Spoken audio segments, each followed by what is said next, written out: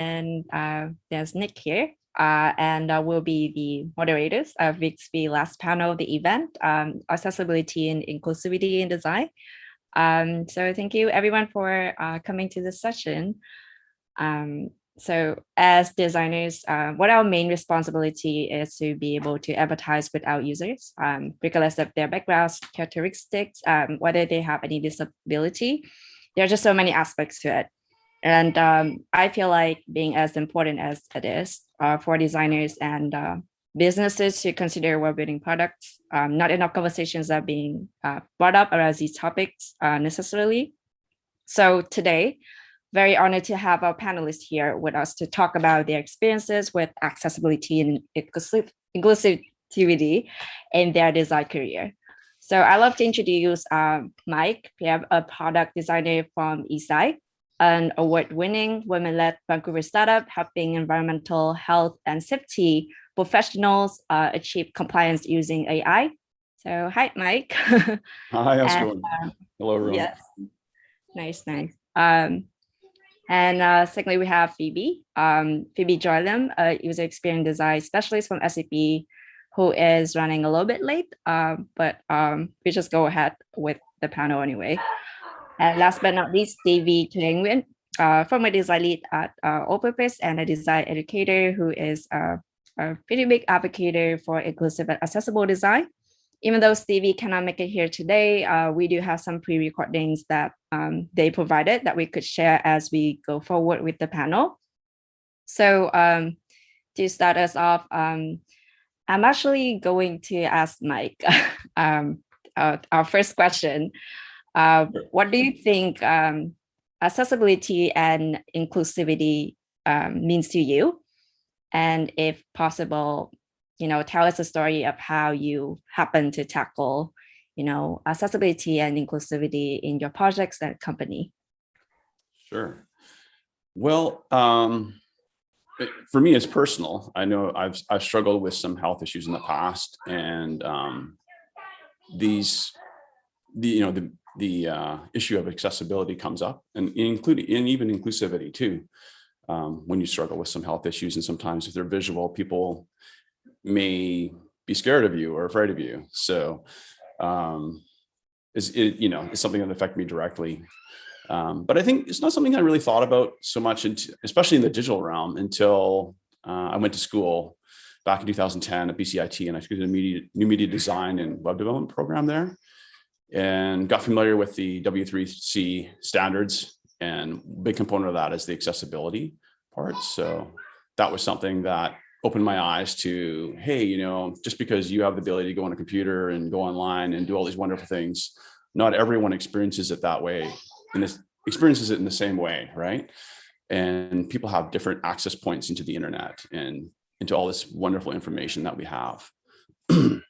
So it's pretty eye-opening to realize that people experience it differently, and that when we as designers are building things, we need to come with the attitude that, hey, maybe there's a different approach. Maybe we need to think about how we're designing this, because this may be good for a certain group of people, but for another group of people, it's not working out so well. And they can't even read it, or they can't access it, or they can't listen to it. So that was pretty eye-opening. And since then, it's always something that's been on my mind. And that was 2010. And I don't think accessibility wasn't a huge, it wasn't featured a lot.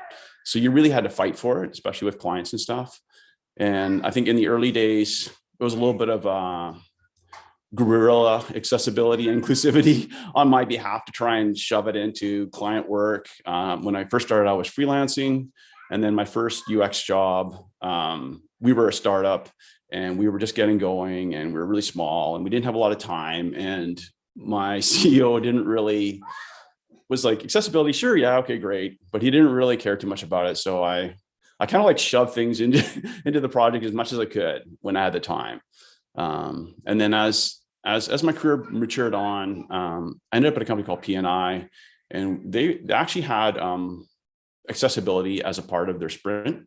So we're actually focused in on making sure that projects had design that was accessible, which is kind of cool. That was sort of my first introduction to accessibility in a formalized, structured way, working in a company, using it in design.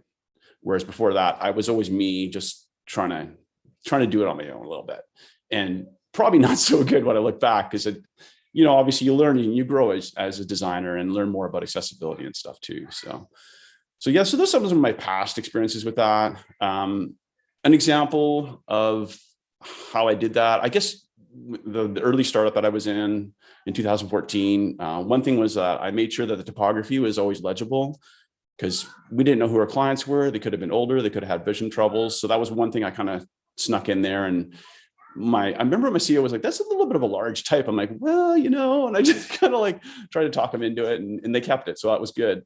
And sort of something more recently at ASI, my company that I'm working at right now, we deal with documents through a web app, and some of our clients we had this one upload scenario where they can look at a document and have sort of a quick preview of it. And it's not really meant to be detailed. It's just sort of like a quick preview of, is this a cover page? Is this a text page? Does this have a diagram on it?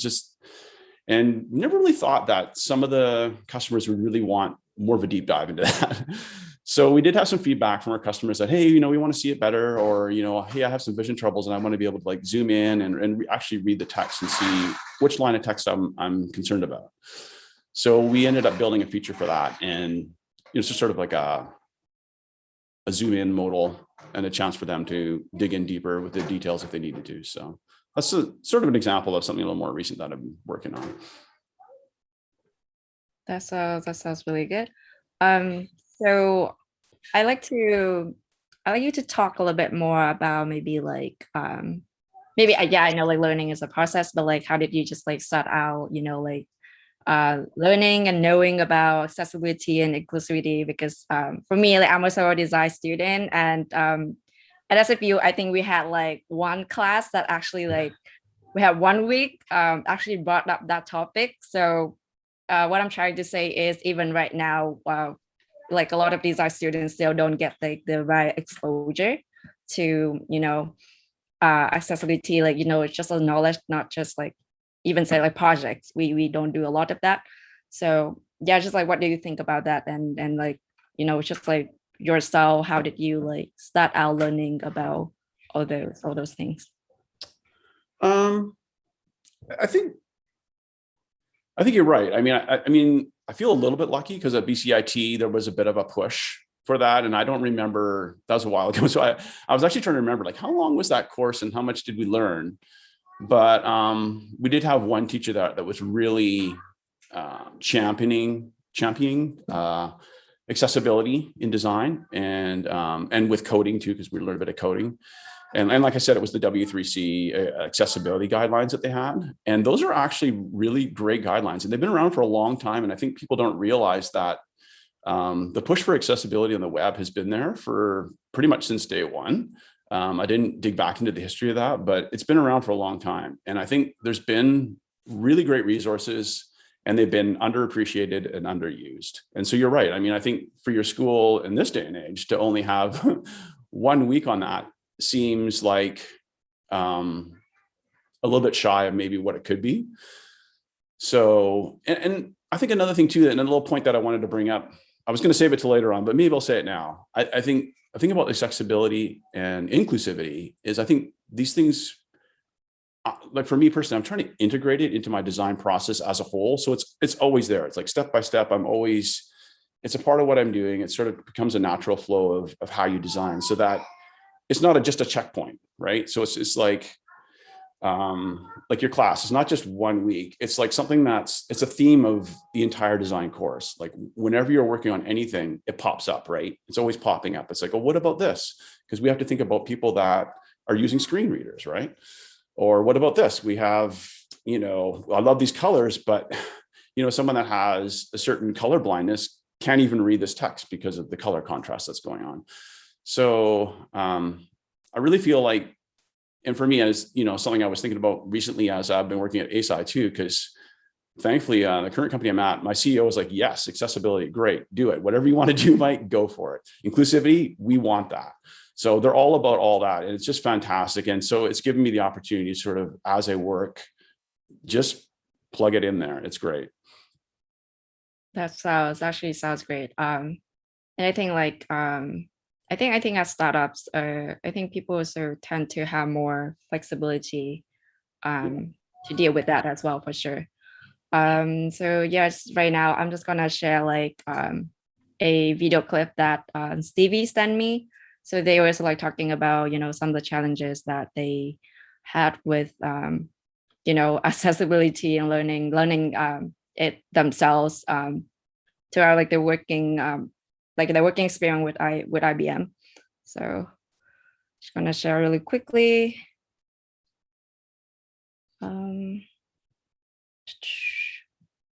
Okay, here it is. There's two challenges that come to mind when I think about what gets in the way of designers having more accessibility knowledge. The first one is that I don't know very many design programs that put enough of an emphasis or focus on accessibility practices.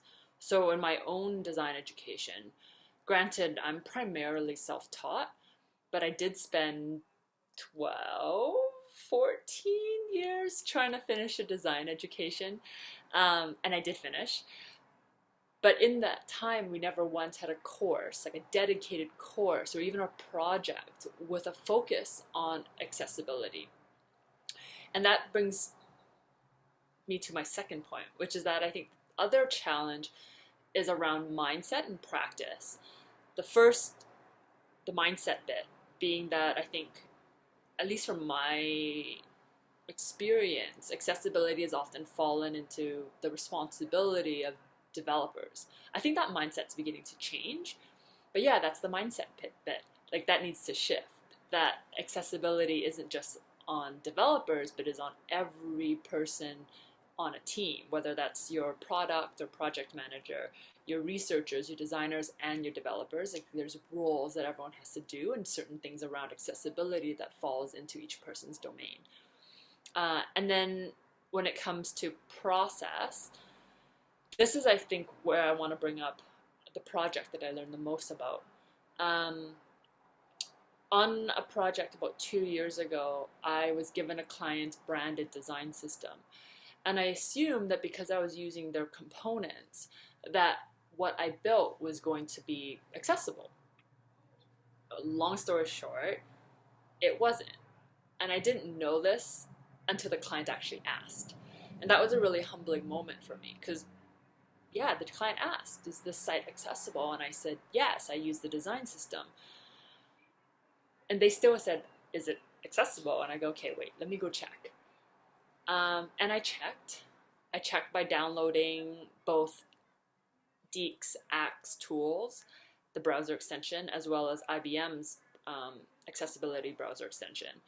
And in both cases, there were violations. And when I say violations, it meant at the bare minimum, the site didn't meet WCAG's 2.0 AA or AA standards. And what's great about these tools is when it runs a check and checks every page, or it can check just the one page. And then it will tell you what the violation is and then also link you to documentation on like how to fix it or why it was a violation. Unfortunately, however, I didn't understand when these violations came up, like what it was trying to tell me. And thankfully, we actually had someone on our team who was pursuing his certification in kind of like accessible development. And he was the one that then taught me, okay, like automatic tools are great, but the next level is actually manual testing, someone like him that goes through and checks every component, checks every page, checks the whole site. And then the third level is the ideal is actually when you have users who are using assistive devices, disabled folks who are actually going to use your site and tell you, can they do these things? Where are their issues? Where was it hard to navigate? Where did the tab order not make sense? Where couldn't they, where there was missing image descriptions, where there were places where the image description wasn't necessary because it was decorative and not functional. In any case, that's how I had to learn. I learned that one, just because it's a design system from a globally recognized brand doesn't mean that it's going to be accessible. Two, automatic testing is great, but it isn't enough. And three, in order to go forward, my process as a designer had to change. And how I changed that process was that anytime I then designed anything, yes, I was using components, but then I would go to my developer, the person who's the expert on this, the one with the accessibility knowledge, and he and I would actually look at it together and flag any potential issues, as well as actually start some of the development work and say, okay, like this is how it needs to be developed. Before I even got client approval, before it went to the kind of the actual dedicated developers on the project to develop the site. So yeah, that was a big humbling learning moment for me, but I learned a lot from it. I learned which browser tools I could use. I learned that I had a developer as a resource, and I learned that I also needed to kind of keep going back and checking with developers on whether or not something was going to be accessible.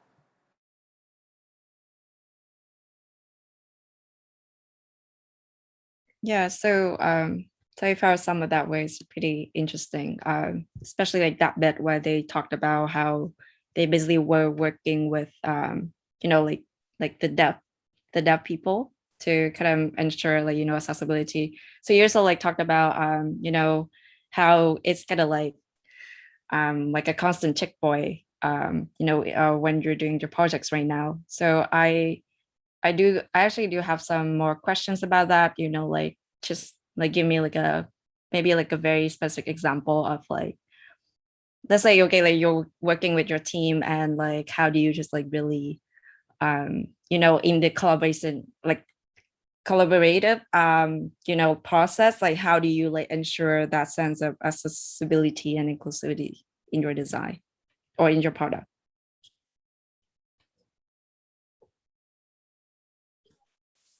Was it over to me?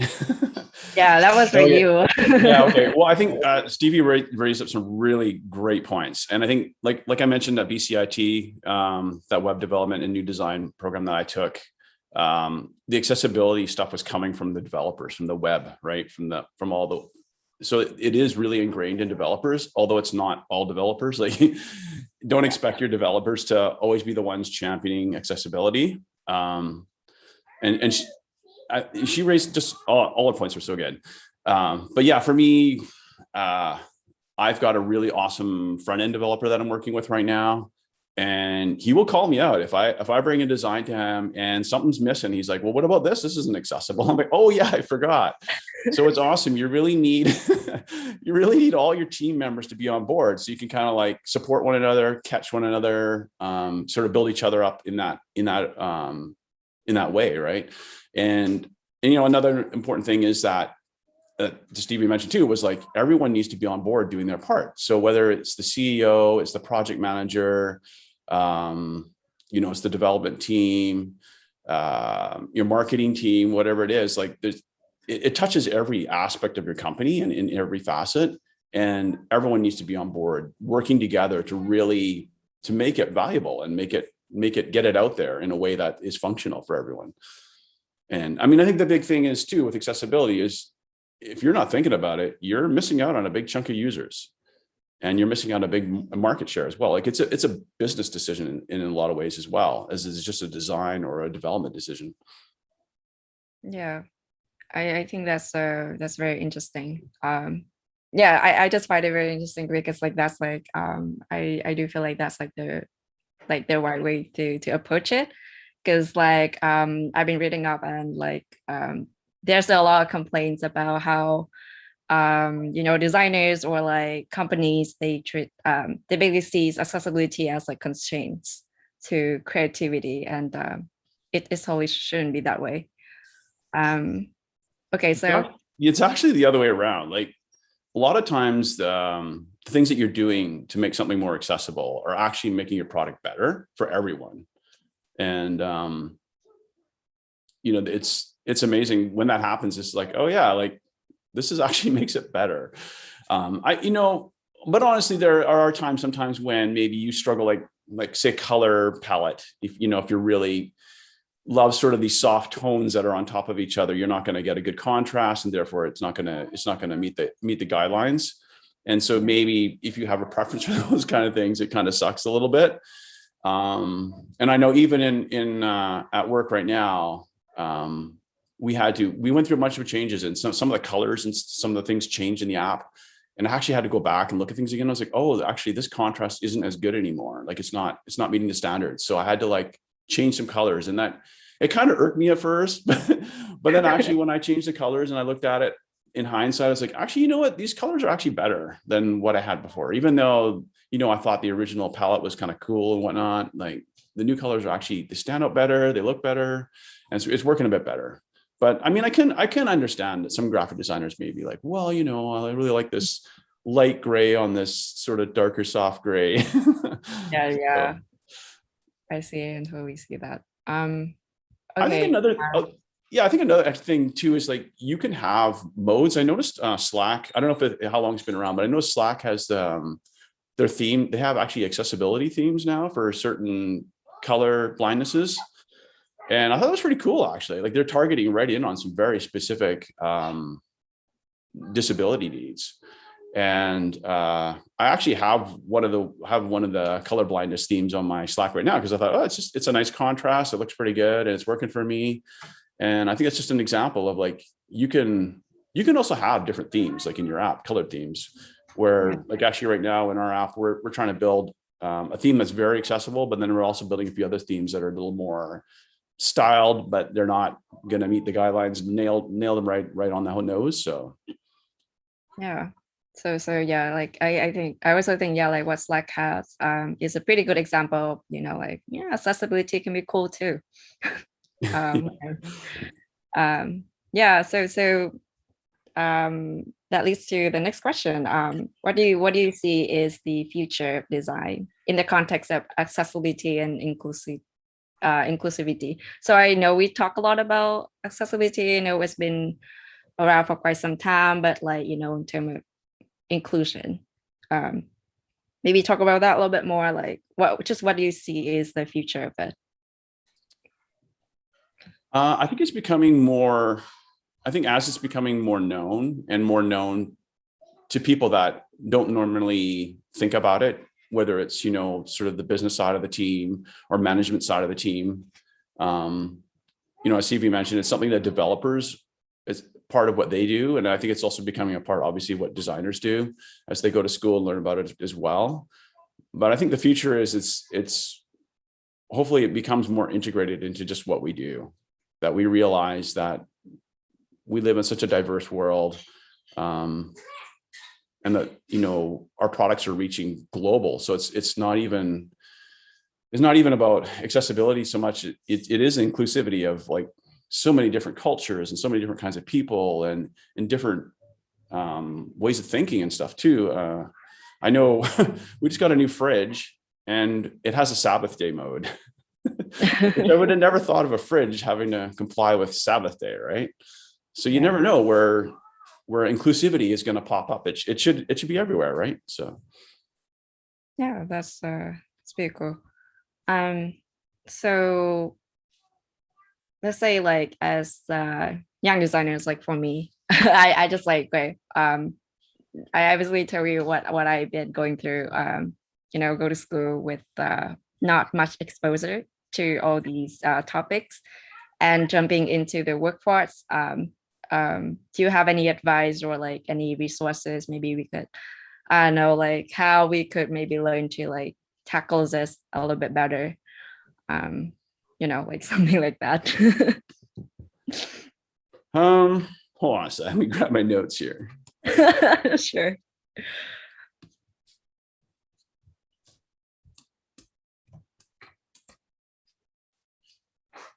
So yeah, I did make some notes on that a little bit. I mean, Stevie pointed out some really good things to look up as well.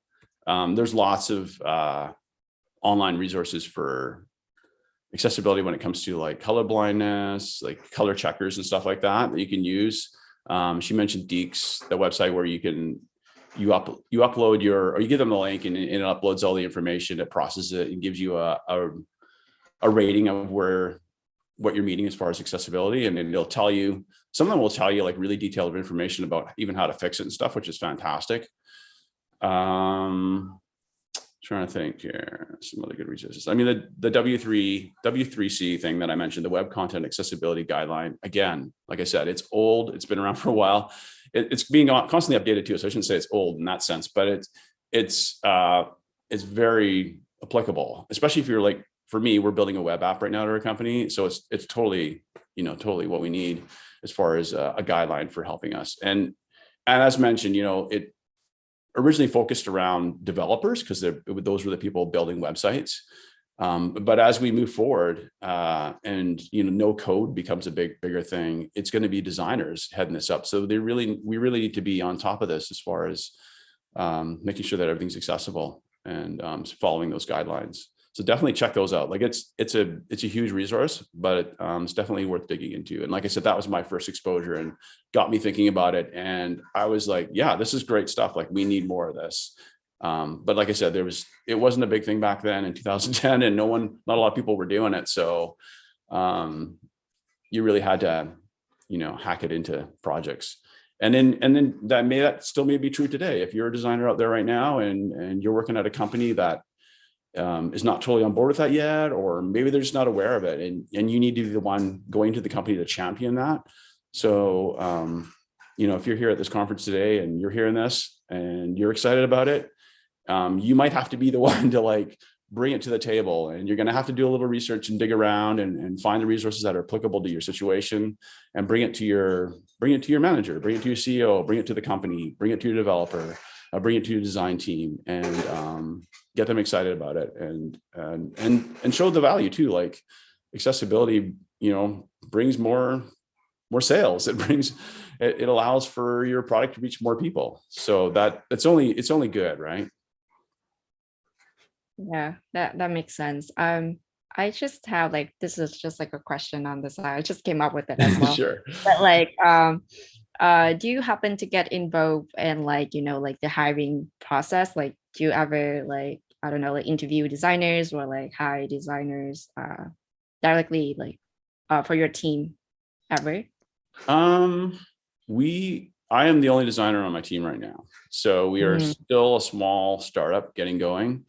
My previous company I was at we had a really huge design team, but I wasn't involved in the hiring. So I haven't actually been involved in hiring. But did you have a question? Maybe I can speak hypothetically, or speak from if I had to hire somebody, what would I do, kind of a thing.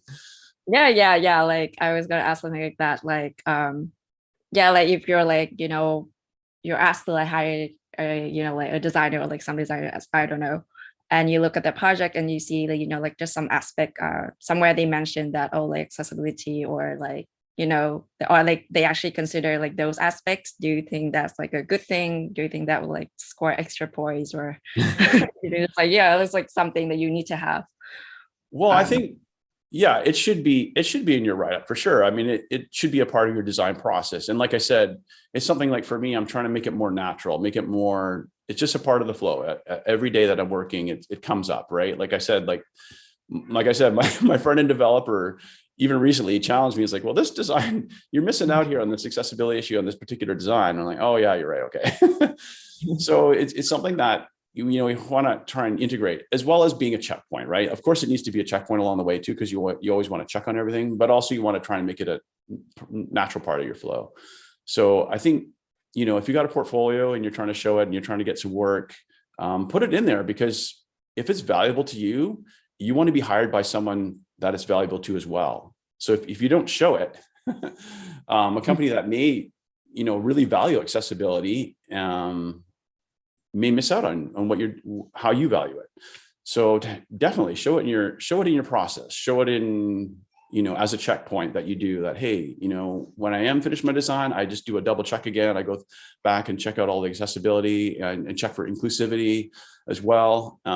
Because when you share these kind of things in your portfolio, you're sharing your values basically. And you want to find a company where your values align. And if you can find a company that believes in accessibility and inclusivity, I mean, it's awesome. Just to speak from the company that I work at now, I love, because everyone is totally on board with that stuff, and it's just fantastic. it's a way of life, right? Yes, And totally. it's harder when you're at a company where you're fighting. Like I said, like one of the first startups I was at for UX, I kind of had to fight for it, or I had to kind of like gorilla put it in there, right? Yeah. So definitely, it's good to have in your portfolio, and it's good to talk about when you're sharing about your design process too. It would score Awesome. big points with me if I was Yeah. hiring you. I would ask you about it too. I would try and find out, what you did and why it's valuable to you, and ask you questions like that. Yeah, surely. Yeah, that's very important. Yeah, that also like for me as well. If I interview at like a company, I also ask about that. Like, do we have Yeah, any that's stuff? good. Yeah, that's right. You should be interviewing them too about that as well. Like, is your product accessible? And I think too, like it's a journey as well. So, if I was hiring you and there were some things you didn't know that I knew, or maybe there's things that that I don't know, if you're just on the start of your journey of learning about accessibility, that's a great place to be as well, because you're hungry, you want to learn, and there's so much to learn. You're not going to be able to learn it all in one shot. So I think we all need to be like, I'm trying to be more gentle with myself, like not too hard on myself about if I missed out on something, because it's like, it's a journey and we're learning and we're all learning on this. So it's great. I see. Um, okay. So I think right now we can just wait for like, some questions to roll in. Meanwhile, I'm just gonna share like another video clip that Stevie sent in, just like talking about some resources for for young designers, of course. Okay, just like doing this thing back and forth. So like the first time I do it, it's a good thing it's working out. Okay, just watch this. Play. I don't have a huge number of resources, but someone I think that folks should follow or know about is definitely Kat Nguyen, Catnoone. She is the founder of Stark, and is just someone that is often and very up to date on kind of what's happening in the world around accessibility practices and the role and responsibility of designers in creating accessible and inclusive digital experiences. And then I've mentioned it before, but we should all know Deque, Deque. Their browser tools, their free Accessibility 101 training.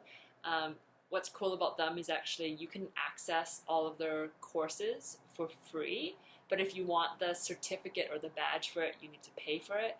But they do both synchronous and asynchronous learning.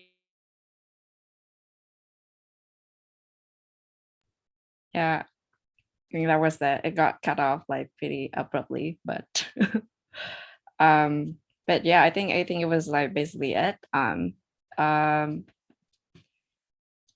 to and if we don't, there's some audio issue with the video. Oh, don't worry. But Oh, if you want to, if we're moving to questions, we've got a few as well oh yeah. Sure. Could from you? audience. Sure. So let's go with the first one.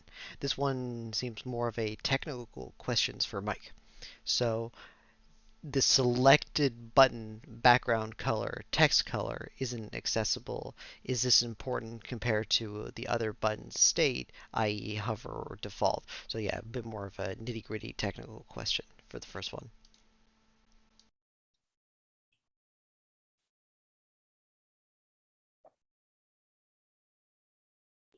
Or I didn't mute. Just clarifying that question. Was it about which state needs to be more accessible? I think that's a good inference of the question. Yeah, some of the states happen pretty quick, like the press state, of course. I think you want to make everything accessible. I don't think like it doesn't. when you come up with your palette of colors, they should all be accessible with each other pretty much. And so when you're sticking that in your design, it should work. And as Stevie mentioned, I mean, sometimes you're working with a design system and you're plugging things in and it should be accessible, but when you actually test it, sometimes there's issues or things you've missed. So you have to definitely always want to have that checkpoint and make sure that you're checking things as well along the way. But I know at my current company, like with the button states and stuff, it's something that I was working on a couple months back, working with a new color palette and making sure that they were accessible in every way, whether it's just legibility or color blindness and contrast. You want it all to be accessible. That's awesome. And another question we have. So, to you, what's the most, or what type of accessibility do you put the most focus on during your design process? So, specifically, like this could be color blindness, eyesight, different levels of motor functions for different age groups, that kind of thing. Yeah, for sure. I think, I think again, it comes down to your specific situation. If you're working for a company building something that is focused on a certain group of people, you may be paying attention to more specific accessibility issues. I think if you're building an app that's meant for everyone, you really gotta go wide and broad, right? In our case, we're building an app for environmental health and safety professionals. They can almost be any age, although most of them are older. So we really keyed in on, eyesight issues. We're trying to get, we haven't finished it off yet. We're trying to work on the screen reader as well to give people the ability, like if they're actually trying to use the screen reader, if they can actually use your app. I don't know if it's going to happen or not, but focusing on that one a little bit too. So I think it really depends on what your product is. Like, I think it should be there to some degree, of course, because I think, there's always going to be some sort of range of accessibility in your group of users, and also inclusivity. I think that's something that needs to come more to the forefront too. Being careful with like language and terminology and things like that as well. This is great. One question that I personally have is, what's a type of, or like some kind of source of accessibility that you were surprised by or never really thought about until you encountered it for the first time? I think like so if people that use their computers and they just talk to them, and I know when I was at P&I, we actually had a computer set up on a desk, and it was just for that. The computer was, you couldn't interact with it using the keyboard or the mouse or anything. You could only talk to it. And for the most part, obviously turning on and off and stuff like that. But going online and, doing it that way it's so eye-opening, and you're trying to access even big regular websites, and it's just sometimes difficult to do. So that was pretty eye-opening. And there's a lot of work that needs to be done in that area, allowing people that are using voice to navigate around. Mm-hmm. And I think another one question that just came in: what's the most difficult type of accessibility to design for consistently?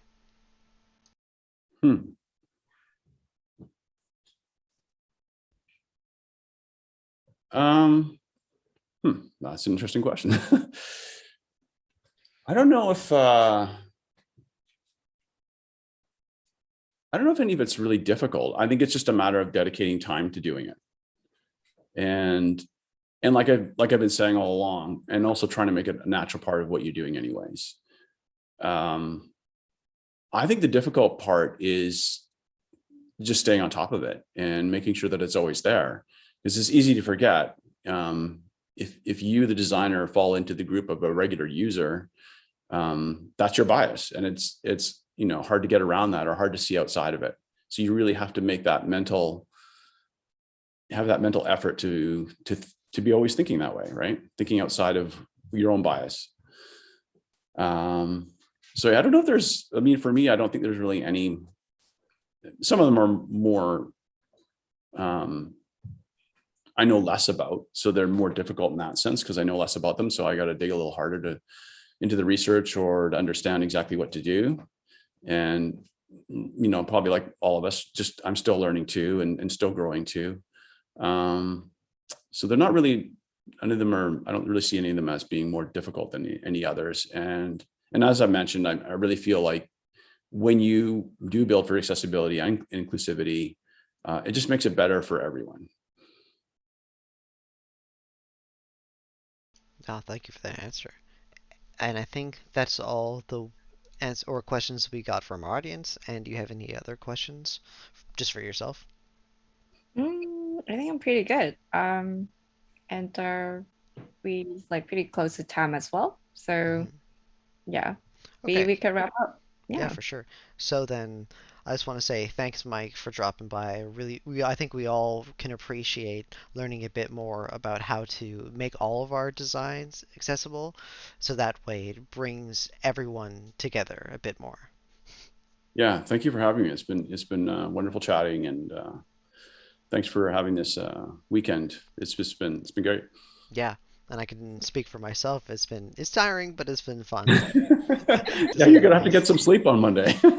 I hope it's tonight rather than tomorrow. But to wrap it up, I'm just going to say that stay tuned for our next panel where Zoe and Jen are going to be doing another marketing design sprint on Discord, which I will also be streaming. And that'll be happening about 12 p.m. So stay tuned for that. All right, guys, thanks for tuning in. See you in a bit. Hi. All right, it's good. All right.